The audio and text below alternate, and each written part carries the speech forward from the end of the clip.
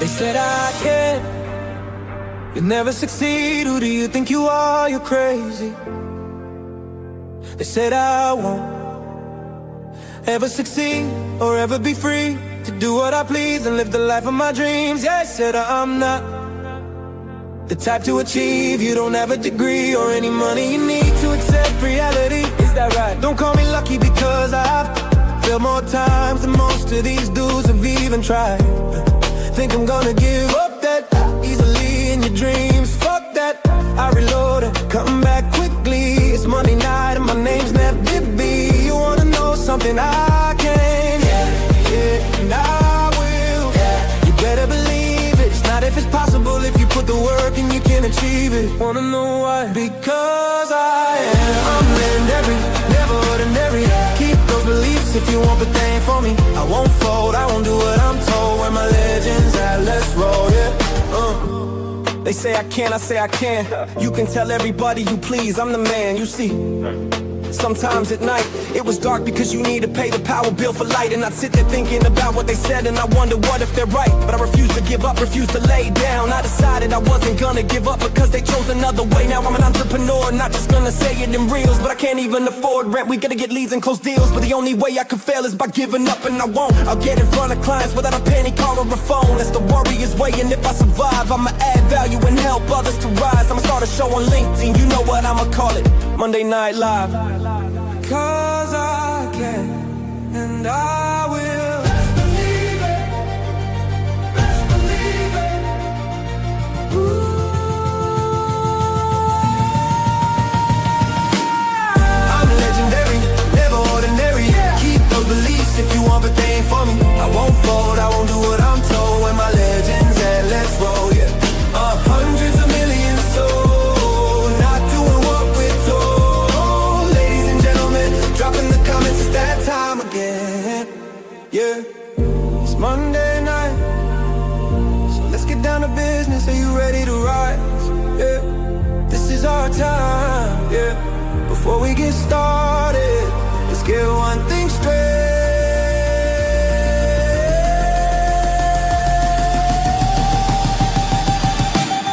I'm legendary, never ordinary.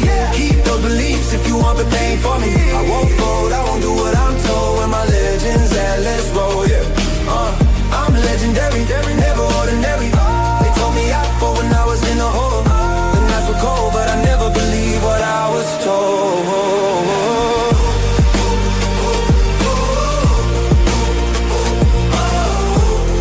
Legends, please welcome your host, Nathaniel Bibby.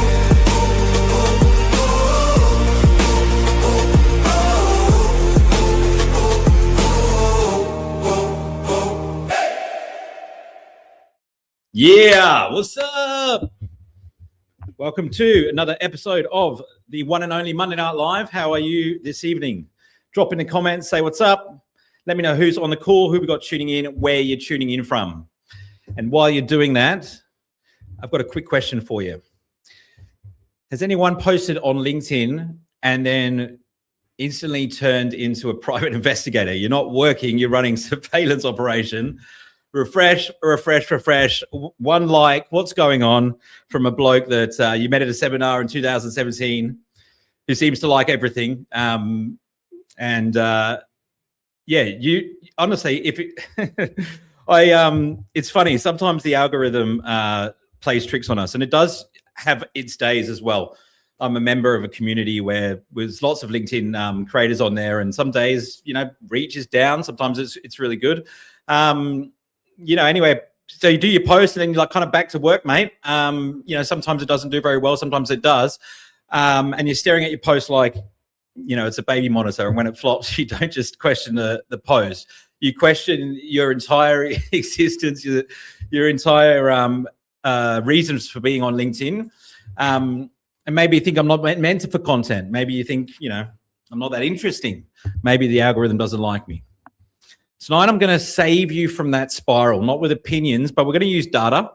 I've got 15 tips to go through with you, and they are all based on research. I'm not giving anything that, well, it's not based, it's based on research, and then it's also double tested and checked by myself and my clients that I work with. So it works, okay? But if you've ever posted on LinkedIn and got less than 3 likes, type me in the comments, because I certainly have. How you doing, Dwayne? Welcome, my friend. Who else we got, guys? Drop in and say hello. Might have lost a couple. It says I've got numbers here. I just need you guys to drop in the comments. If you guys are tuning in on YouTube, open up LinkedIn. Oh, we've got a YouTube comment here. Paul, good to see you, mate. It's been a while, hasn't it? 4 or 5 years since I've seen your name pop up. How are you? What are you up to? All right, guys, welcome to Monday Night Live. If you're new here, this is your weekly show of marketing moves, LinkedIn strategies, and business growth tips.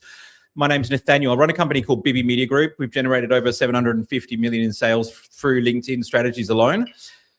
And tonight we're talking about why nobody likes your LinkedIn posts. And I'm going to say this up front so we don't waste time. LinkedIn engagement is not a guessing game. Not anymore. It's data driven. You know, why should you even care? Well, because LinkedIn is the best place to earn trust with people that actually buy. The platform has over 1 billion members, about 1.2, 1.3 billion now, across 250 odd countries, tens of millions of companies stacked with decision makers. If you're targeting anyone that is in the professional sector, they're on LinkedIn. More like most of the time they're on LinkedIn. I think in Australia we've got 15 or 16 million members. Our population's only like 23, 24 million. So it's like all of the white collar workforce and then some. Okay, what's the fastest growing age bracket on LinkedIn? I'm pretty sure it's the younger guys, right? Which is a good sign for the future. There's just no competition when it comes to business. Hey, the UK's in the house. We've got a few people from the UK here. Welcome.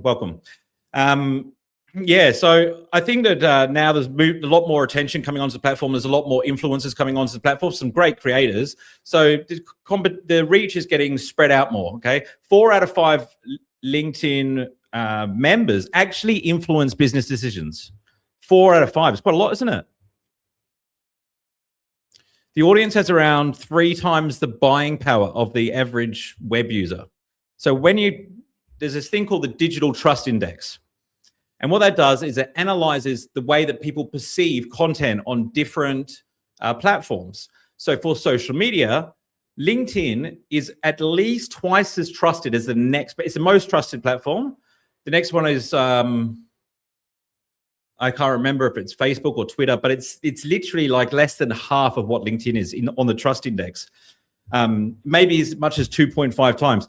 Now, if LinkedIn is trusted at least double the other social media platforms, that does actually mean that the attention on LinkedIn is worth twice as much because it's twice as trusted.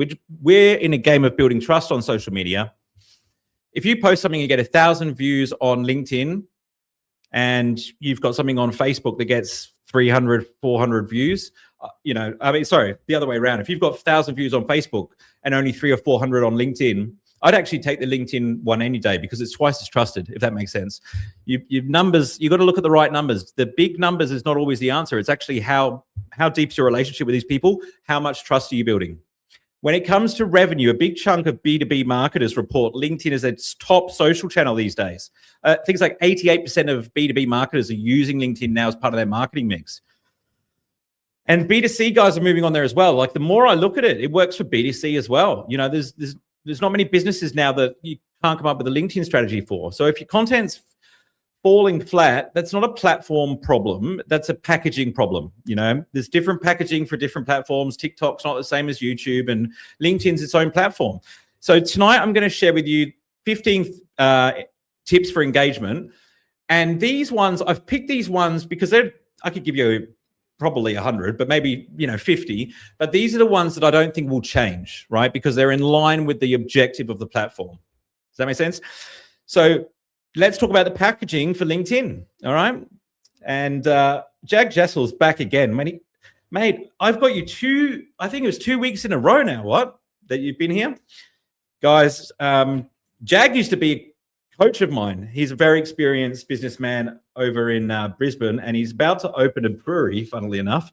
It's just another exciting project he's got on the go. Storm Dawson, ladies and gentlemen, the Monday Night Live Hall of Fame Queen is in the house.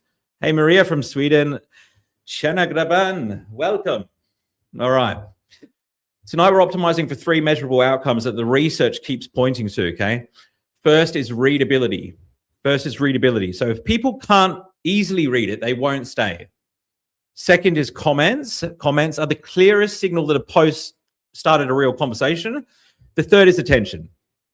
If people spend longer on your post, i.e. they give it more attention, you tend to get more reach, and that's why we'll talk about things like hooks, storytelling, mobile formatting, right? Doesn't matter how, you got to remember, like, it's not like you're getting assessed by somebody like an English teacher on how well you're writing. You can't assume that anyone's going to read it in the first place. Most people sit down to write assuming that someone's going to read it. What I do is I sit down assuming no one's going to read it. Just think about that for a second, right? Because if you lose anyone along the way, they're not going to read it, are they? So you've actually have to pay way more attention to keeping people's attentions, because it's so easy for them to leave the post, isn't it? Than it is, how well your story is written, because no one's going to read it unless you've got the hook right, the first couple of sentences, and you actually get people tied into the cadence. It's no different than a song, right? If you listen to music, my daughter's a fantastic example. She's 3.5, right? So if I put a song on, she's decided within 10 seconds whether or not she's going to listen to that song or just going to cause a scene and we have to change the song, right? So the same thing's happening with your content. It's so easy for people to just scroll on to the next thing. So the first couple of lines, they have to grab people's attention. There's even a link they've got to press. It's called See More. So you've got to think of your post like 2 posts. You've got the what you can see before you press the See More button, 2 or 3 lines. I'm going to call that the hook, and then the bit below it I call the rehook, right? So you've got one sentence that hooks people in, and then you've got a rehook, which kind of invites people to learn more, gives people a bit more context, or creates curiosity, right? Okay, so you want to write like you're talking to a 12-year-old. If you use one of these apps that tells you like how simple your writing is, a 12-year-old is a really good place to start. One of the biggest mistakes that people make who are really like good at business is they use words that they assume everyone understands. And maybe most people will understand them. Maybe half of people will understand them. But when you talk to a client and sometimes they're like they just don't have the same technical know-how that you do. And they may not know all the jargon, okay? Doesn't mean they're stupid. They just don't have the same background as you, okay? So, and I've been using words that I didn't realize, some of them that I didn't realize weren't self-explanatory. And I've tried to stop using them or at least explain them. And people don't point it out because they don't want to, feel stupid, I guess, or they just can't be bothered because you haven't hooked their attention yet. So write like you're talking to a 12-year-old, okay? You get 50% at least more engagement if you do that. So it doesn't mean you have to, talk like you're talking to a child. It just means the language that you use. Make it really simple and really easy to understand, okay? You're not trying to pass the bar. Yeah. Have you ever seen how lawyers write? Yeah, don't write like that on LinkedIn. It's social media. All right. So data point.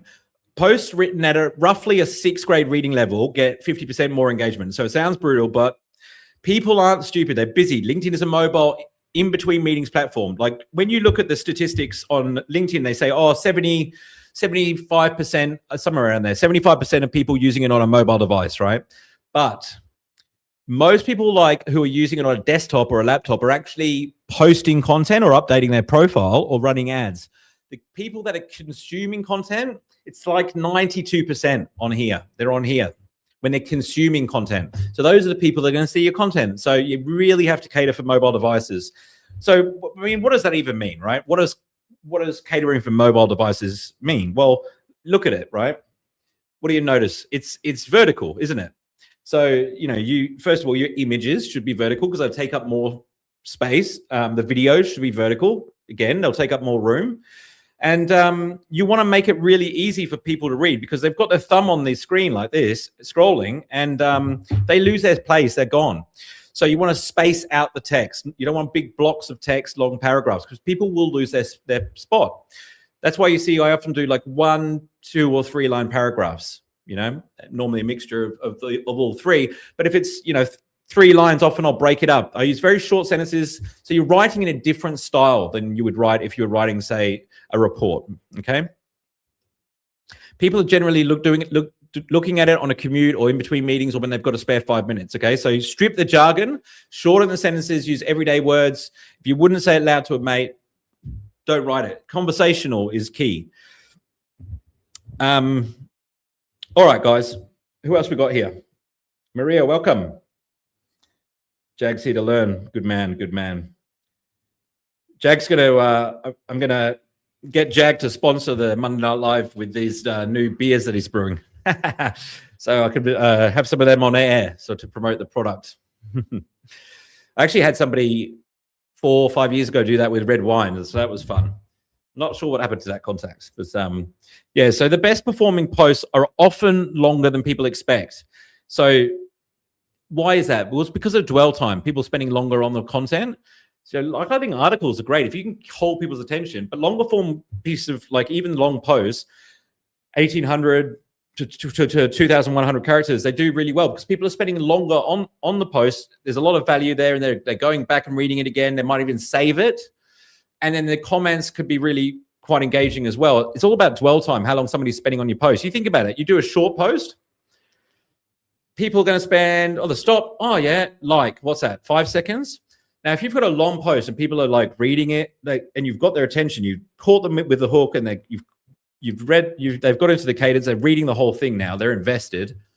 Now they've read it, they've invested so much of their time, they're going to comment. Then they drop a comment and you reply, then they reply, and maybe they'll drop in replies to somebody else's comment. It is quite possible that somebody spends 20 minutes on the post. 20 minutes is huge for the algorithm. That's when you see a post blow up, right?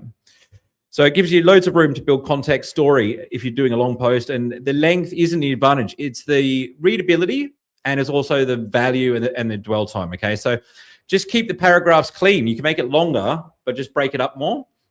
And you kind of want to do one idea a post, or one idea per section, if that makes sense. Longer posts only work when the reader can glide. If you're doing 3 sections, you want to say 3 sections at the start so people know what to expect.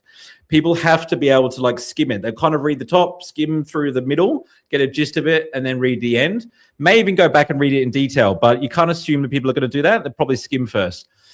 Practical rule: if your post feels long, you didn't structure it.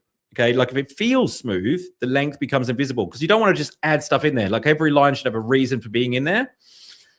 It's easy to make something long. It's difficult to only have stuff in there that's actually necessary. I love doing long form articles. They just take longer. Why? Not because it takes a long time to write lots of words. It takes longer to trim them down.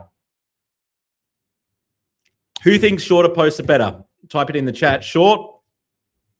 Who thinks longer posts are better? Type long. And if you think it depends, then type depends. Let's have a look, see what people are saying in the chat here.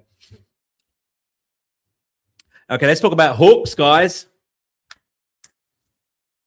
Who else? Oh, we got Amanda Harrigan in the house. Welcome, welcome, welcome. Representing Perth. All right, guys. LinkedIn cuts off posts after the first few lines. You have to press that see more button. Your opening needs to earn the click, okay? That's not an opinion. That's literally how the product is designed. We have a hook. You have a hook when you do a video. You have a hook when you post an image. You have a hook when you write a caption. You have a hook when you write a block, okay? There's always a hook, right? And that's what captures, it's the first line, what captures people's attention. Now, if you use Instagram or you use TikTok or even YouTube's like this, you'll notice the media is on the top, and then you've got the caption below it, right? On LinkedIn, it's different, isn't it? You've got a caption at the top. Okay, so the caption is very important. If you don't have a good caption, people aren't going to watch your video. The great thing is, like, you can have an image and a hook in your caption as well. Let's bring some up. Shall we bring some up? What do you think, guys? Everyone's saying depends, depends, depends. It does depend. What do you find works best for you? What else do you think works best for you? Have a look at this one. All right, so here's some examples. See, this is only one line. Sometimes LinkedIn is sneaky and it only shows one line. Sometimes it shows 3 lines. Normally what I do is I have one sentence and then I've got a line break, like a paragraph break. Before, is my audio showing up here? Well, hang on. Must do. Must be. Where's my face gone? All right, guys. So I'm just showing you. LinkedIn likes won't pay your rent, and I'll never forget the day I quit my job. Let's focus on that one. All right. How do I bit this off the screen now? Okay. Now I've made myself funny. So I'll never forget the day I quit my job's a good example, isn't it? Why is that a good example? It's only one line, right? But it invites people into the story, creates curiosity, creates intrigue. What was the other one? Likes don't pay your rent. Yeah, it also creates curiosity, creates intrigue. One of the ones which is easy to replicate is saying a statement like that contradicts the norm, right? If you say something that, like if you think about your industry, what you do, right? What's one belief that you have, which, a lot of people in the audience, in the industry say something opposite to that. Like, what do you disagree with? What do you disagree with? Okay. That's going to be a great thing to post, because what it does is it creates that polarizing effect. People have an opinion one way or the other. Therefore, you get comments and engagement. Okay. And it also helps build your brand, because it shows, it talks to people that have that opinion. And it's great when people disagree with you in the comments. You should encourage that, right? Because that's really good engagement. And as long as you're respectful, acknowledge what people have said. Don't just jump into an argument. Acknowledge what people have said, then say what you want to say. But you can keep the conversation going for quite a while. That's how you can get hundreds and hundreds of comments. One that's really easy to do as a hook as well is to ask a question. Okay. So most content, if you think about it, even though if you didn't do this intentionally, most posts are answering a question, right? So if you want better answers, ask better questions, as Mr. Robbins says. Now, what you want to do is frame your question. Whatever question you believe you're answering in the post, ask the audience that question, and don't do it at the end. Do it at the start, right? So you go, okay, what do you think is better, short posts or long posts? I'll go first. And then you just type, I'll go first. And then they've got to click see more to read the rest. That makes sense. You're creating dwell time. Now, what you want to do to create, like, you might think to yourself, oh, yeah, but if I ask people, like, do they like to post short posts or long posts? How does that help me in my business? So let me tell you. So there's a thing called signposting, right? And what that is you signal along the way hints about your experience. So, like, you say, I prefer long posts based on this data set and based on posting, 35,000 posts over the last 12 months. That subtle reference to your experience is selling. It will create sales, put it that way. I've sold more from signposting than I have from being direct call to action, okay? You're not bragging. What you're doing is you're saying, this is where I learned this. This is why I know about this, right? This is why you should listen. This is why it's different than what you can learn on Google. If people wanted to just get what they can find on Google, they would go to Google. They're on social media because they want to talk to people, okay? All right, so your first line should create one of these: curiosity, tension, consequence, or identification. If your first line is I'm excited to announce, you've wasted the only line that matters, okay? Hook templates that you can use. All right. You might want to write this down. If you're doing X, that's why Y is happening. Or most people think X, it's actually Y. I'm going to say something that'll annoy the personal brand crowd. Or here's the quiet mistake that's killing your reach. Mistakes will always do better than other posts because people actually identify with problems more. So if you slant your content to the negative, you'll get more engagement. You notice this with the top creators. You notice that they always post about mistakes. The 3 things you should never do when you're on YouTube. The 7 biggest fashion mistakes you can make. You notice that?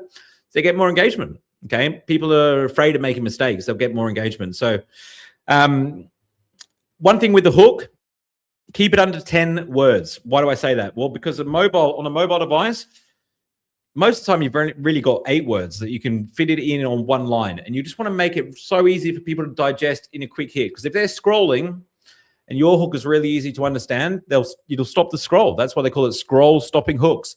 And if you want some more hooks, type in 100 hooks into the comments. I've got a ebook with 100 hooks in it. How good's that? It's actually part of our my LinkedIn video secrets course, which is available on the website. I'll tell you a bit more about that later, but 100 hooks, you can get that for free. You just have to type 100 hooks into the comments because I can't remember the link. So I'll get that to you after the session, okay? Now, calls to comment. So what's a call to comment? Well, a call to action is basically where you're asking somebody in your marketing to take some sort of action, right? So a call to comment is in your content, you're just asking people to comment, right? So you're doing it. So if people aren't commenting, the way that you can double or triple the amount of comments you get is just to ask for them. So how do you do that? You get 2 or 3 times the engagement once you implement this, okay? So it's like people giving them an opinion, and comments create a conversation loop. So rather than talking at somebody, you're having a conversation with them. Always think about your post as starting a conversation, okay? So stop ending your post with thoughts, question mark, agree, question mark. That's not really a question. It's like a shrug, you know?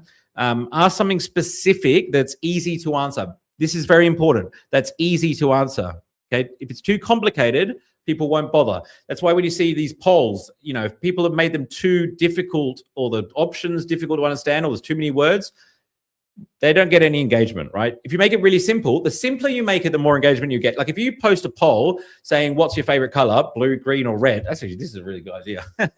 You'll get loads of engagement. You know, it's like when somebody will say, oh, you prefer iPhone or Android, they'll get loads of engagement, right?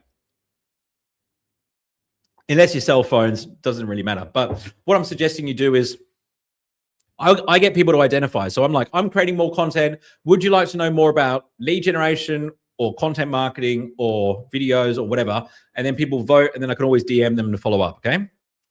All right. Better calls to actions would be, or better calls to comments would be, which part of this hits you the hardest? What would you change first? Or what did I miss? What would you add? What's the one mistake you see people making in this area, okay? If you're stuck, offer 2 choices and ask people to pick one, okay? That's an easy way to get engagement because people don't know what's right. You need to invite them to the next step. By the way, I've made both of those mistakes before. I've ended plenty of posts with thoughts, question mark. Let me know if you've done it in the chat as well, or if you're a better person than me. It's so hot in Perth today, isn't it, guys? Hey, Amber, how you doing? Nice to see some familiar faces. It's really good to see you. We've got Sienna Dorrington in the house, ladies and gentlemen, from Broome. Fantastic. Fantastic. Yeah, let me know in the comments, guys, if you've used calls to comments before, what you found works the best. I'd be really interested to find out more. See, you know, what's working for you. And by the way, ask questions as we go. What I've actually done is I've set aside like 10 minutes at the end to answer all the questions. So if you want to ask a question, I'm going to get to all of them. If you want me to answer yours first, just type it in the chat first and I'll get back to it later on. In about 20 minutes, we're going to be here for an hour. So the first 60 minutes after posting are generally crucial, okay? So that's what they call the golden hour on LinkedIn. It just means that like if somebody is engaging with your content within the first, like, you know, 60 minutes is a make-believe number. Basically, is the sooner someone comments, the better, because time is important. If you don't get any comments or engagement in the first 6 hours, you've got no velocity. It's not like, you know, you post and then someone starts commenting in 12 hours time and then it's going to go viral. No, it has to happen immediately, okay? It's very important. So you want to make sure that, you know, after you post, you're actually active on the platform and on LinkedIn. So I mean, I'm not perfect at this, like, you know, and I think it's more important to be consistent than to be perfect. But if you want your post to do well, stay on the platform for 60 minutes, be around after you post so you can respond to people's comments, keep the conversation going. It'll just push it out to so many people. Like Yasmin Alec, who's got, what, 350,000 followers, one of my mates who's a LinkedIn coach for LinkedIn coaches. Yeah, so he always schedules an hour after he posts to be there and be active and chat to people. So there you go. Don't post and disappear. Nothing makes me more furious, well, not furious, but just lets me down than when I see people who have like posted, and maybe they're only getting 2 or 3 comments, but those comments have not been replied to. What a waste. They're the most important thing on your LinkedIn profile overall. Just replying to those comments. Those people have read the content, taken the time to drop a comment, reply to them. That's what you want. You want comments. That's how you build an audience, because it gets velocity in the algorithm. You want to train people to comment on your post. How are you going to train them unless you reply? If you reply and you're building a relationship with these people, they'll comment every single time you post. So, that's how you get 300 comments on your posts. It's not through just the post being so fantastic. It's actually training your audience to comment, building relationships with these people, okay? All right, so practical play. Write 1 extra mini paragraph you can paste as your first comment before you even post. So what I'm suggesting is, after you post, drop a comment underneath your post, another mini post. Like if you're going to promote something, do it in the comments. Don't do it in the post. Because in the comments, you can sort of kind of add something that's like, it's totally appropriate, by the way, to like promote something in the comments. But if you do it in the post, it kind of just loses the value of whatever you've written before that. Anybody use the comment section of their own post? Let me know in the comments. Let me know in the comments here, guys. Do you use your own? Do you comment on your own post? I used to, well, I still do if I remember, I like my own posts. I mean, I've caught why wouldn't you like your own post? You're the one that written it. Why are you posting it if you don't like it? The research points to midweek being the best days to post, Monday to Thursday specifically. Now, let me just explain the logic behind this data, because I don't think it's the right thing to do just to follow it aimlessly. Fridays is not very good because people are just chilling out. Like, it's good if you're posting maybe Friday drinks or something. The weekend's very quiet on LinkedIn. Very quiet. There's not many people using it, but here's a couple of nuances, right? There's also not as many people posting. Sometimes it's a lot easier to reach like a CEO or somebody that's very hard to reach during the week on the weekend. A lot of these guys are workaholics. And there's not as many people posting. So even though your views might not be as high, because a lot of people go, oh, the views aren't as high on the weekend, I'm not going to post then. Yes. But even if the views aren't that high, because there's less competition, I don't necessarily think it's not a bad thing to do. Like, I would experiment with it. And the good thing is, if you're doing it on the weekend, you can kind of experiment with new content. So I suggest always having like 2 posts that go up between Monday and Thursday that are going to happen anyway, no matter what happens. You've already written them. You do a month in advance. You've got 2 posts going up, and then anything additional sort of goes around that. Mondays is a busy day for most people. Monday is often not included when people recommend days to post. I always recommend it. I actually think it's the best day to post, because you think about it. You've got Monday, Tuesday, Wednesday, Thursday, Friday of like people using LinkedIn before it fizzles out on the weekend. So it gives your post more of a lifespan up front, if that makes sense. Because if you post on Thursday, you kind of got Friday, then the weekend, right? Does that make sense? I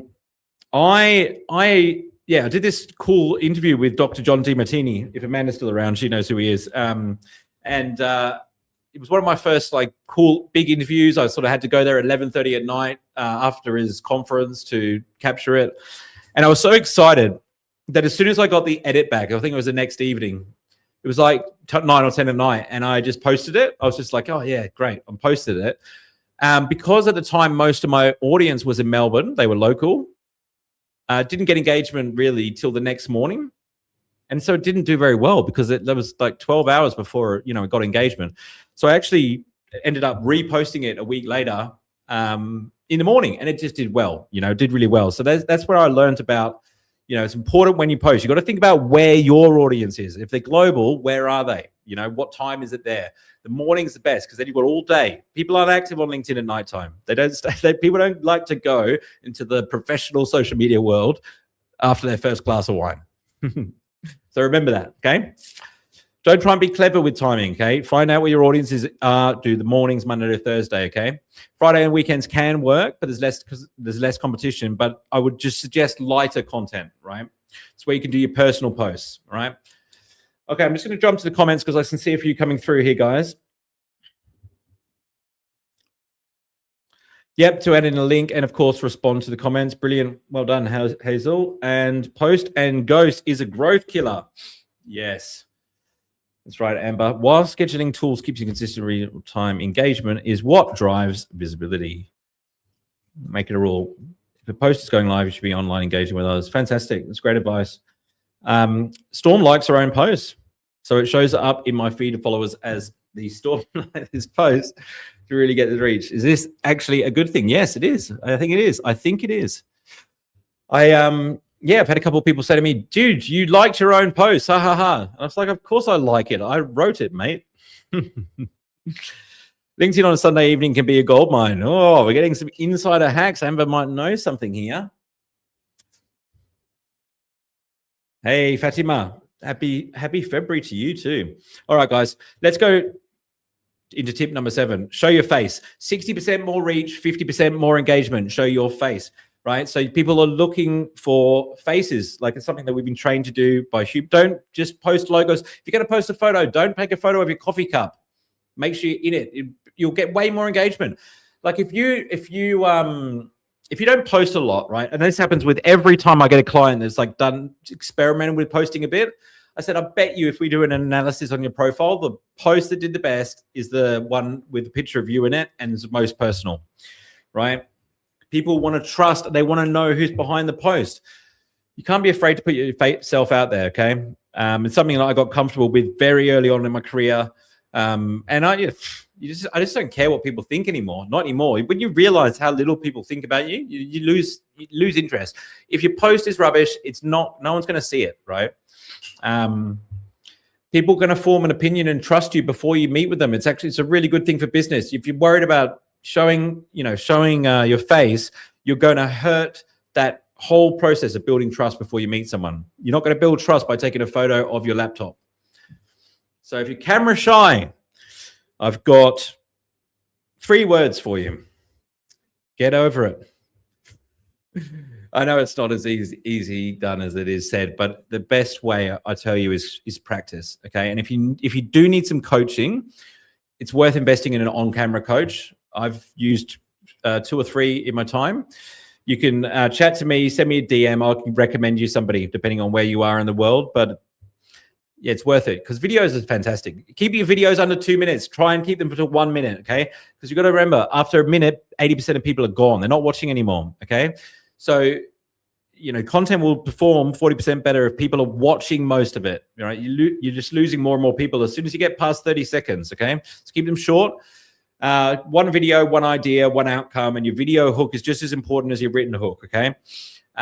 So what's your video hook? It's what you say in the first line, okay? So you don't introduce, welcome, I'm just, here on video.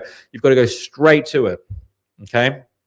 It's a little bit different if you're doing live like this because people have been invited and they're coming along and it actually takes them a while to log on. So that's why I have an intro and all that sort of stuff. But you still want to get straight to the point. People dilly-dally too much. You notice I get straight into the value. I don't spend too much time messing around. Your first 10 seconds of the video will decide everything. 50% will be gone at 50% of people are gone in 10 seconds. Okay, so if you're going to be better than 50% of the videos that you're competing against, your first 10 seconds is really important. Okay, after a minute, 80% have moved on. Okay, so if you're not controlling what you say, you have to script what you say in the first 10 seconds. You don't have to script the video, but what you say at the start is very important. Write it down. Okay, it's the same as the written caption. Your videos aren't failing because you're awkward. They're failing because your first sentence is boring. Here are 3 openers you can steal. That's a great hook for a video. Okay. Yeah. Okay. All right, guys. Who's posting video content, let me know in the comments, guys, boys.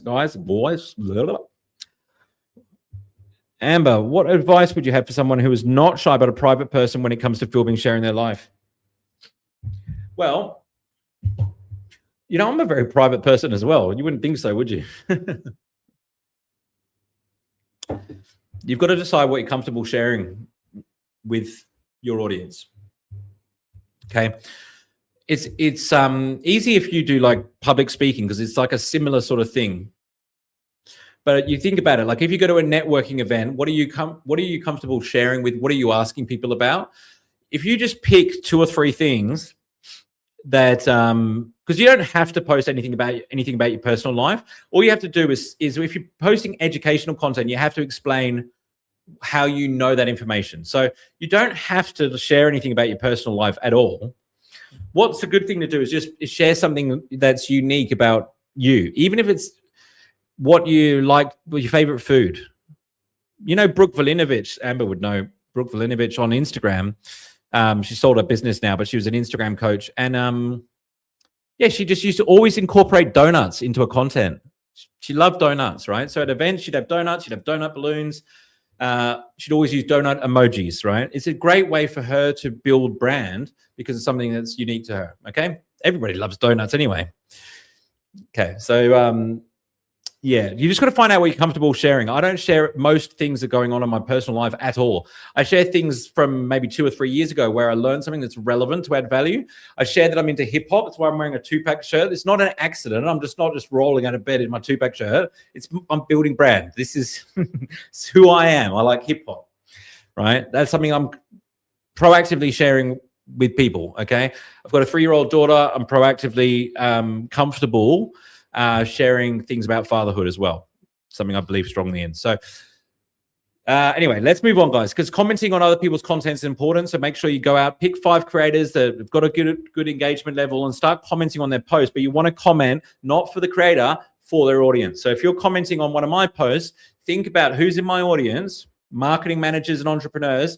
What can you say under my post that will add value to the post for the rest of the audience, or just, you know, engage with the rest of the audience? Too many people go, oh, great post, love this, right? You're only writing that for the person who published the post. Think about it, because if your post is your comments showing up in the feed underneath their post, you want to control what people are seeing. If you do this the right way, you'll be able to go on to Stephen Bartlett, Alex Hormozi, Gary Vee, Richard Branson, Kim Kardashian, and you'll comment under their post. If you could do it within the first few hours, you will go viral as a comment.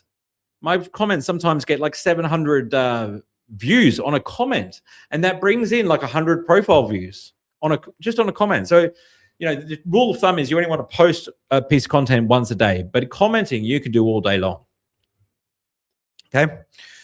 So go comment on the same creators. Like, pick somebody that you want to comment on and do it 3 or 4 times a week, comment on their posts, so that you're constantly proactively showing up in their feeds with their audience, okay? Let me know who's spending time commenting in the chat as well. I'd really like to hear who's active in the comments. Like, I do about 50 minutes a day, but yeah, I do more if I can, if I have time. Just very rarely I do.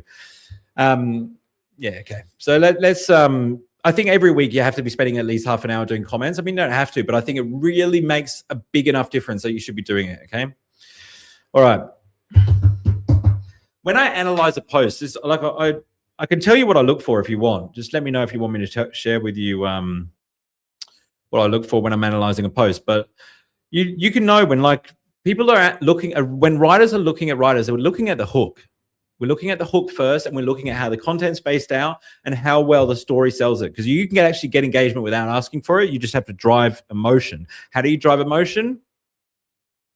Storytelling. Storytelling is it sounds simple, doesn't it? But it's also like, what is that? What is storytelling? Well, you know, there's I'm not going to go into it too much because we have a whole storytelling episode on Monday Night Live that I do every few months.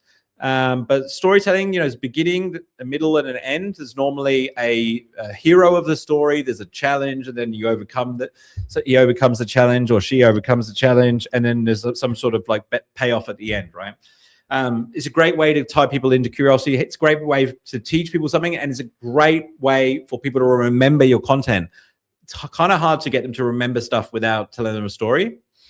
I'm a big believer in storytelling.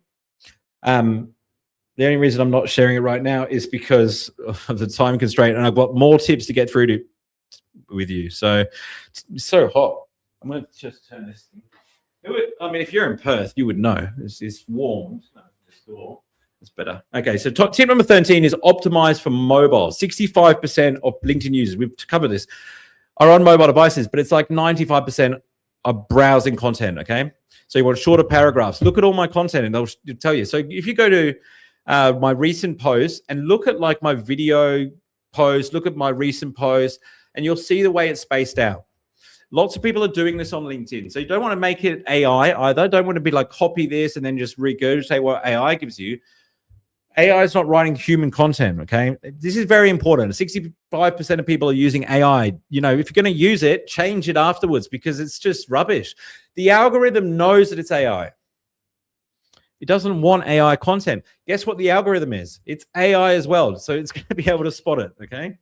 And it's a much more sophisticated AI than the ones that we have access to. All right. You don't want to follow everything to a T. Have your own unique style, all right? That's really important. I'm curious, do you guys, who normally posts on their desktop or laptop? And who normally posts on their phone? Or does it also depend? Let me know in the chat. For me, I do it on the desktop, laptop, unless I get inspired and I have to do it right there and then. But even then, I generally save it for later. But sometimes I'll post right there and then.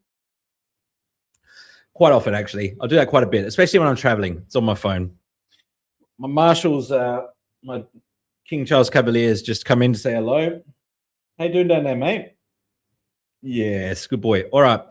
So you use vertical images as well. So vertical images should be like 5x4. So not the full length of like what a video would be. So just a slight disparity with about 20% more in the height department. You notice like the big creators doing this, okay? What you want to do with your images is you obviously want images of yourself. They do not have to be professional. Your headshots should be professional. Your images that you post don't need to be professional. Well, they can't be rubbish, right? Like if you've never had any photos taken or you don't know your way around a mobile device, you're probably worth getting professional photos. But you don't want them too polished. You don't want them too edited, okay? Because they won't do as well. People want authentic. So you're better off navigating your way around the camera. If you don't, even if you just get a new phone, new phones are always great with cameras. Doesn't matter if it's a good phone or not. The fact that it's new, camera will be good. You don't need a better camera than a phone, okay? If you're posting an image, make it vertical.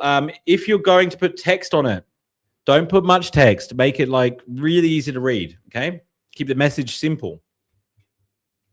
You could take one strong line from your post and turn it into a vertical image, but it'd be great if you had your face on there as well, okay? And let the image amplify the post, not replace it. Like it has to be relevant. So if you are getting a photo shoot, you got to think about what sort of things am I posting about? What's going to be what kind of images will be relevant for that? Okay, and you always want the option to be able to remove your background in Canva and pop yourself somewhere else. Don't spend ages in Canva, by the way. It's a great way to waste time. Only do that if you can do it relatively quickly, because you can waste a phenomenal amount of time procrastinating in there. Desktop, laptop. Meaning laptop. Yeah, cool. Hey, Stephen, I haven't said hello to you yet. How you doing, mate? Welcome. Yep, you get better reach on IG posting for mobile. I've always posted on IG on mobile for sure. Michelle Bibby in the house, ladies and gentlemen. Give it up for my mother. Yeah. And Dwayne is a scorcher, isn't it? Scorcher, mate. I should have done it in a swimming pool tonight. All right, guys, let's keep moving. I want to get you out of here within the next 10 minutes, all right? So we're up to tip number 15 here. So this is to do with connecting with people. So if people are commenting and you're interacting with people's content, connect with them. Send the customized invitations, quality over quantity. If you're having private DMs with somebody or somebody's accepted an invitation to connect, that interaction, even though it's in the private inbox, will actually tell LinkedIn to show your content to them.